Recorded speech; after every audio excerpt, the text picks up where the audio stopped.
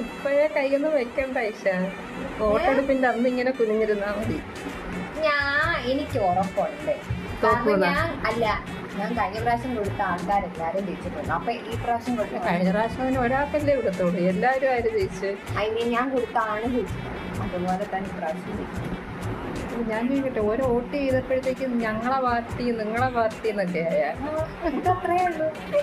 നീ ആലോചിക്കണം, ഒരു പാർട്ടിക്കാർ ഇവിടെ വരത്തില്ല. ചോറ് വെച്ച് വിളമ്പി തരേണ്ടത് ഞാനാ.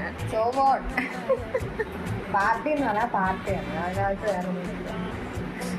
മുട്ടയൊന്നും ഇരുന്നില്ല, അതിനു മുമ്പ് പാർട്ടി. എന്തോ അമ്മ ഈ പറയുന്നത്?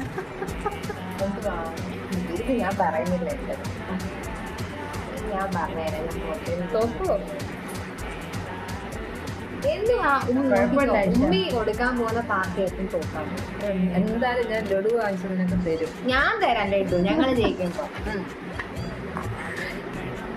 അത് എന്റെ ചെലവില് ലഡു വാങ്ങിക്കുന്നതായിരിക്കും. വേണ്ട, നിങ്ങളുടെ പാർട്ടി തോക്കൂ, ഉറപ്പാ. ഉമ്മി കൊടുക്കാൻ പോകുന്ന ആള് തോക്കും.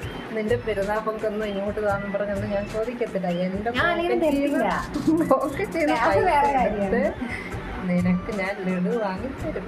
വേണ്ട, ഞങ്ങളുടെ പാർട്ടി ജയിക്കത്തോളൂ, നിങ്ങളുടെ പാർട്ടി തോക്കും. സോ പെരുന്നാൾ പങ്കും വേണ്ട, ലഡുവും വേണ്ട. ഞങ്ങൾ അങ്ങോട്ട് സ്പോൺസർ ചെയ്യും. അതിന് നിങ്ങളെ പാർട്ടിക്ക് നീ വോട്ട് ചെയ്താ?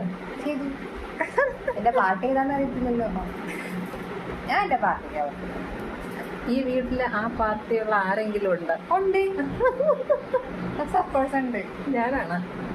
അത് ഞാൻ പറയത്തില്ല. മാമാണ്? അത് ഞാൻ പറയത്തില്ല. മുച്ചാമ? അത് ഞാൻ പറയത്തില്ല.